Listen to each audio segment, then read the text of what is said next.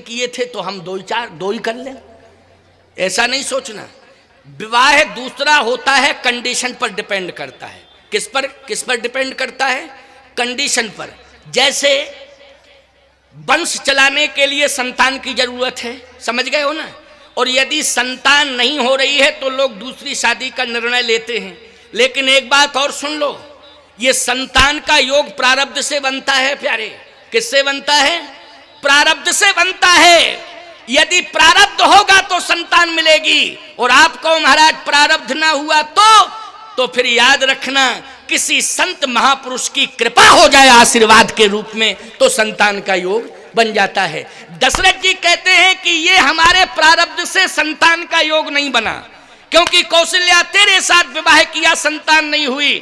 सुमित्रा के साथ विवाह हुआ, संतान नहीं हुई थी। कैकेयी के साथ विवाह किया, संतान नहीं हुई थी। इसका मतलब 3 विवाह करने के बाद भी संतान का योग नहीं बना। फिर महाराज ये संतान का योग कैसे बना? कह श्रवण कुमार के माँ बाप के कारण बना। सुन लो भाई, देखो ये दशरथ जी सुना रहे हैं, ये किसके द्वारा बना? श्रवण कुमार के माँ बाप के द्वारा। मैंने आपको एक बात बताई नहीं, या तो प्रारब्धा अनुसार संतान योग बनता है, या फिर किसी संत महापुरुष का आशीर्वाद और कृपा में हो जाए तो प्रारब्ध का योग बनता है। तो कहे महाराज आप तो कह रहे श्राप दिया, श्रवण कुमार के माँ बाप ने आपको श्राप दिया, लेकिन श्राप होता है, वरदान होता है। आप श्राप को क्या मानते हैं? कहा वरदान। श्राप को मानते हैं वरदान। श्रवण कुमार के माँ बाप का श्राप मेरे लिए वरदान बन गया है। कैसे वरदान बन गया है महाराज? अब देखो कौशल्या जी पूछ रही हैं, दशरथ जी बता रहे हैं, सुना रहे हैं, अब तुम सुनते जाओ।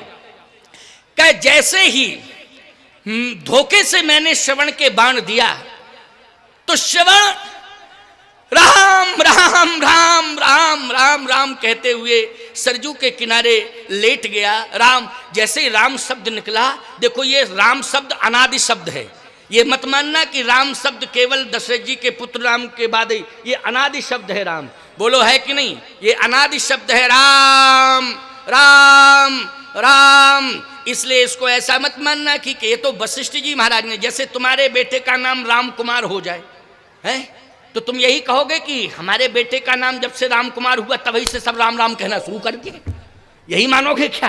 तभी से सब राम राम कहना शुरू कर दिए? ऐसा नहीं है, ये अनादि शब्द है राम। इसलिए ब्रह्म राम ते नाम बड़ बरदायक बर दान। इसलिए ध्यान से सुनना, बहुत महत्वपूर्ण बात है। दशरथ जी ने कहा कौशल्या आप सुनो।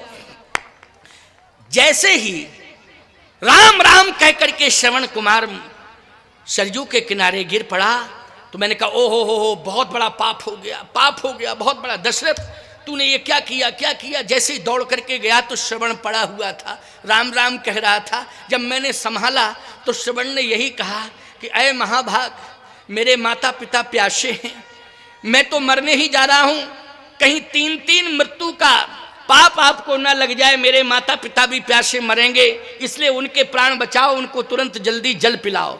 तो जैसे ही मैं जल लेकर के गया और मैं जल देने लगा तो श्रवण के माँ बाप ने कहा तुम बोलते क्यों नहीं हो श्रवण, इतने विलंब से क्यों आए? लेकिन विलंब से क्यों आए श्रवण?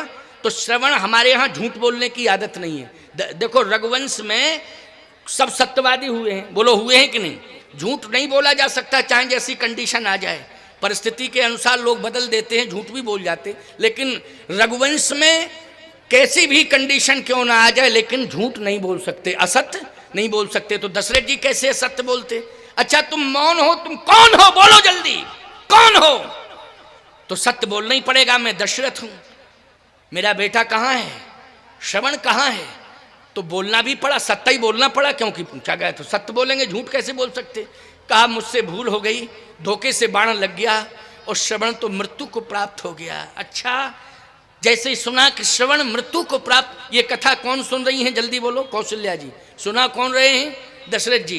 का जैसे ही श्रवण का मृत्यु का समाचार सुना श्रवण के माँ बाप ने, उसी समय माथा पटकते हुए मुझे श्राप देने लगे कि जाओ दशरथ, जैसे पुत्र के वियोग में तड़प तड़प करके हम प्राण त्याग रहे हैं, वैसे ही पुत्र के वियोग में तुम्हारे पुत्र होगा और वो पुत्र तुम्हारा तुमसे दूर होगा, उसके वियोग में तुम्हारे प्राण निकलेंगे। तो कौशल्या उसी समय में समझ गया कि ये श्राप भी है और श्राप के साथ वरदान भी है, क्योंकि ये श्राप वरदान बन गया कि नहीं बन गया। संतान का योग नहीं था, लेकिन आज श्रवण कुमार के माँ बाप तपस्वी हैं, उन्होंने कहा तुम्हारे पुत्र होगा, क्योंकि जैसे ही कहा कि तुम भी पुत्र के वियोग में प्राण त्यागोगे, तो मैंने यही कहा था कौशल्या कि मेरे पुत्र है ही नहीं, क्योंकि सत्य बोलना पड़ेगा कि नहीं, क्यों भाई, मेरे पुत्र है ही नहीं। तो उसी समय श्रवण के माँ बाप ने कहा था कि अगर तुम्हारे पुत्र नहीं हैं तो दशरथ तुम्हारे पुत्र होगा और वो बन जाएगा, वो वियोग में तड़प तड़प करके प्राण तुम त्यागोगे। ये मैं कहता हूं, तो पुत्र होगा, है नहीं लेकिन पुत्र होगा। तो पुत्र का संतान योग नहीं था, लेकिन श्रवण कुमार के तपस्वी माँ बाप ने बोलो श्राप दे करके वरदान सिद्ध कर दिया कि नहीं कर दिया। और वो श्राप दशरथ जी के लिए क्या सिद्ध हो गया, वरदान सिद्ध हो गया है। और जब वरदान सिद्ध हो गया प्यारे, तो दशरथ जी महाराज कहते हैं कि कौशल्या जब संतान नहीं होती है तब व्यथा होती है, और जब संतान प्राप्त हो जाती है और किसी के वचन देने से संतान प्राप्त हो जाए तो वो व्यथा कथा में बदल जाती है। इसलिए उस व्यथा को मैं कथा के रूप में परिणित कर रहा हूं, क्योंकि श्रवण कुमार के माँ बाप के इस श्राप रूपी वरदान के कारण आज मुझे संतान प्राप्त हुई, और ये सौभाग्य तुम सबको प्राप्त हुआ। तो बोलो ये व्यथा क्या बन गई, जल्दी बोलो, कथा बन गई। इसलिए तापस अंध शाप शुद्धि आई, और कौशल्य ही सब कथा सुनाई। राम राम कही राम कही, राम राम कही राम, ओ तन पर हरि रघुवर बिरह राव गए सुर धाम। लेकिन गोस्वामी जी कहते हैं राम काज जटायु के लिए कारण तनु त्यागी, हरिपुर गए परम बड़ भागी। गिधराज जी का कर्म गिधराज जी को कहाँ ले गया, बैकुंठ ले गया, और दशरथ जी का कर्म दशरथ जी को कहाँ ले गया, स्वर्ग ले गया है। अब आगे की चर्चा हम कल करेंगे, आज इतना ही। अभी 2 बार कीर्तन कर लो, सभी लोग यथा स्थान ही बैठे रहेंगे, कोई भी अपनी जगह से नहीं उठेगा। अभी बैठे रहो, सभी लोग अपने यथा स्थान ही बैठे रहेंगे। हाँ बैठेंगे बैठेंगे, तुम्हारी बात से ज्यादा हमारी मानेंगे वो सब बैठेंगे सब बैठेंगे सब बैठेंगे, सब कीर्तन करेंगे, कीर्तन करने के बाद ही सब जाएंगे।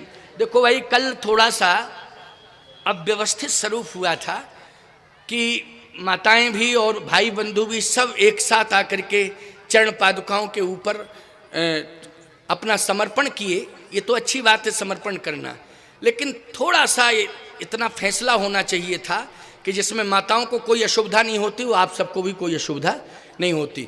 तो ये चौकी है वहीं पड़ी रहेगी, उसको थोड़ा सा और आगे कर देना।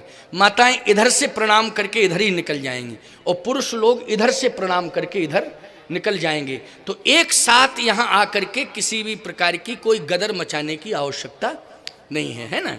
इसलिए प्रणाम में शांति का अनुभव होना चाहिए, है ना, और एक मर्यादा का भी स्वरूप रहना चाहिए सुरक्षित। तो मातृशक्ति इधर से प्रणाम करके इधर निकल जाएंगे, आप सब लोग इस साइड से प्रणाम करके कुछ सामने से भी प्रणाम